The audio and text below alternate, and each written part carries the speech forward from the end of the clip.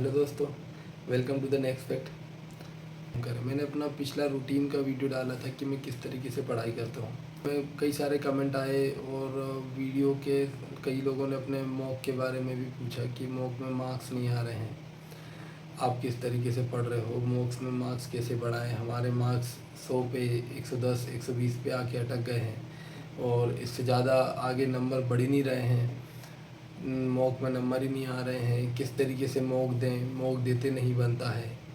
बहुत सारे क्वेश्चंस हैं कि किस तरीके से नंबर भी बढ़ाएं। ज़्यादातर लोगों का यही क्वेश्चन है कि मार्क्स रुक गए हैं, एक सेचुरेटेड पॉइंट पे आ गए हैं कि 110 100 120 130 इस पे आके नंबर रुक गए हैं और इससे ज़्यादा नंबर बढ़ ही नहीं रहे हैं। तो किस तरीके से कैसे क्या स्ट्रेटेजी लें जिससे मार्क्स बढ़ें।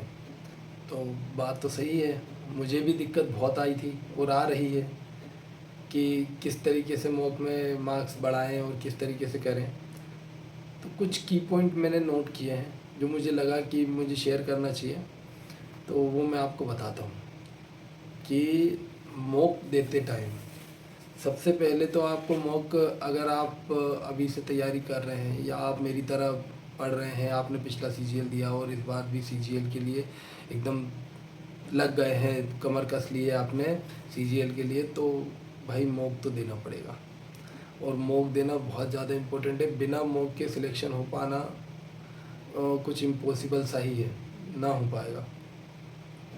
तो कुछ मैंने टिप्स कुछ नोट किए हैं, कुछ की पॉइंट्स नोट किए हैं जो बहुत ज़्यादा ज़रूरी है। मॉक देते टाइम आप अगर इन चीज़ों को याद रखेंगे, मॉक देते टाइम भी और इवन एग्ज़ाम में भी आप जब जाते हैं तो आप इसी को फॉलो करेंगे तो शायद आपके मॉक में नंबर बढ़ने लग जाएंगे।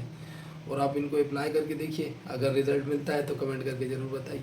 मॉक देने में सबसे मेन बात यह है कि आप पहले तो मॉक दीजिए, वो सबसे ज़्यादा इम्पोर्टेंट है। क्योंकि कई बार अपन को बहुत आलस आता है, मुझे भी आता है, आलस आता है मॉक देने में। एक मॉक दे लो, दूसरा मॉक देने की हिम्मत नहीं होती है। लेकिन रियलिटी है कि मॉक तो आपको देना ही है, तो मॉक तो दीजिए जितना हो सके। एक डेली दे रहे हैं अभी तो एक दीजिए, अगर 2 दे सकते हैं तो बहुत बढ़िया है, 2 दीजिए।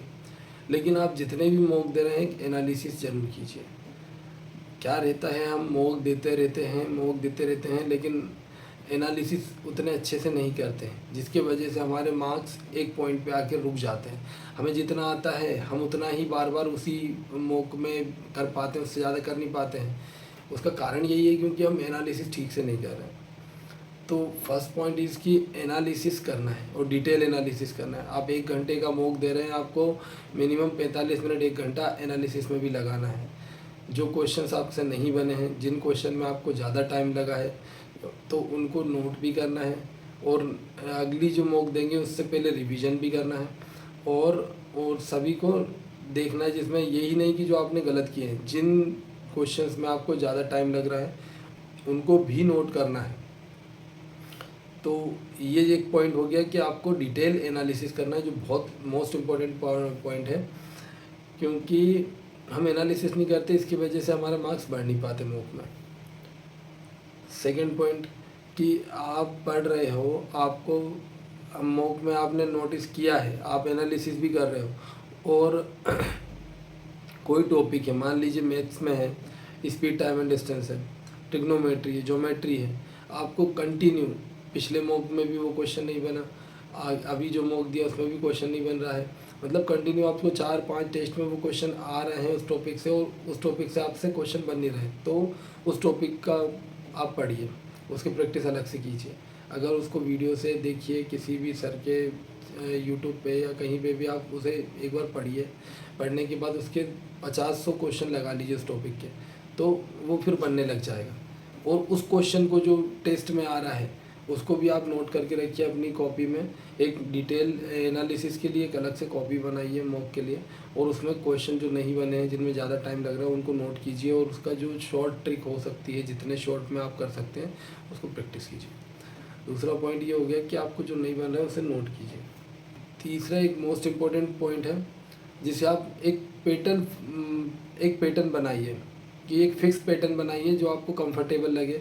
जैसे मैं मॉक देते टाइम सबसे पहले मैं रीजनिंग करता हूँ, रीजनिंग करने के बाद मैं जीएस करता हूँ, जीएस करने के बाद इंग्लिश करता हूँ और इंग्लिश करने के बाद लास्ट में मैथ करता हूँ।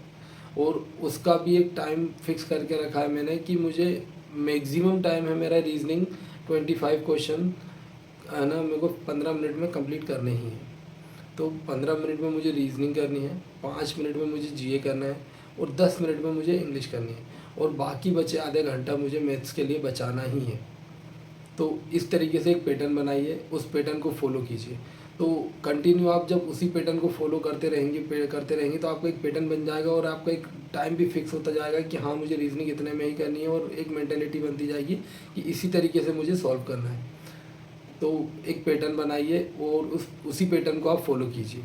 लास्ट पॉइंट में ये बोलूँगा कि कभी भी पेपर को, स्पेशली मैथ्स रीजनिंग आप जब सेक्शन सॉल्व कर रहे हैं, कभी भी पूरे मॉक को एक राउंड में, वन गो में सॉल्व मत कीजिए।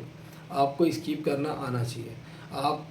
आपको लगता है कि इस क्वेश्चन में आपको टाइम लगेगा या फिर आपको डाउट हो कि ये क्वेश्चन नहीं बना, तो आपको उसे स्किप करना चाहिए। आपको मेन पेपर में भी आप इसी तरीके से करेंगे और आप अभी मॉक दे रहे हैं तो अभी से आपको उसकी प्रैक्टिस करने की आदत डालनी पड़ेगी कि आपको वन गो में पेपर नहीं करना है। आपको कम से कम एक बार जो क्वेश्चन आपसे बनते हैं, जो आपको अच्छे से आते हैं, जो आपका अच्छा है, आप उनको पहले कर लीजिए।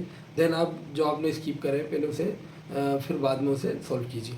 जैसे मेरी आदत है कि मैं इंग्लिश करता हूँ तो PQRS में छोड़ देता हूँ, PQRS में फिर लास्ट में करता हूँ। मैथ की बात करूँ तो मैथ में भी कई स्पीड, टाइम एंड डिस्टेंस के कुछ क्वेश्चन हैं, कुछ मेंसुरेशन के कैलकुलेटिव क्वेश्चन रहते हैं जिन्हें मैं छोड़ता हूँ। पहले मैं बाकी क्वेश्चंस कर लेता हूँ, देन मैं उस पर आता हूँ और उसे सॉल्व करता हूँ। तो इस तरीके से आप करेंगे। आप वन गो में मत करिए पेपर को सॉल्व। पेपर को कम से कम एक बार कर लीजिए कंप्लीट, जो आपको आता है वो अटेम्प्ट कर लीजिए। देन आप सेकंड राउंड पे जाइए और आपको उसमें फिर कीजिए।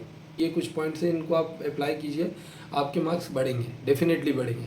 एक बार मैं और आपको बताता हूँ कि एक तो आपको डिटेल एनालिसिस करना है, जो नहीं बन रहा है उसको बाकायदा कॉपी में नोट करना है और रिविज़न करना है। जो टॉपिक नहीं बनता है उसका आपको अलग से पढ़ना है और उसके बाद उसके कुछ प्रैक्टिस क्वेश्चंस लगाने हैं। क्वेश्चन का एक पैटर्न फॉलो करना है कि कौन सा सब्जेक्ट आपको पहले करना है, कौन सा सब्जेक्ट आपको बाद में करना है। उसमें भी आप कोशिश कीजिए कि आप मैथ को लास्ट में रखें, क्योंकि मैथ थोड़ा कैलकुलेटिव होता है। अगर बाई चांस थोड़ा भी पेपर में कैलकुलेटिव आ गया तो आपका पूरा पेपर बिगड़ जाना है। तो आप कोशिश कीजिए कि लास्ट के आधा घंटा बचाइए और उसमें आप मैथ सॉल्व कीजिए।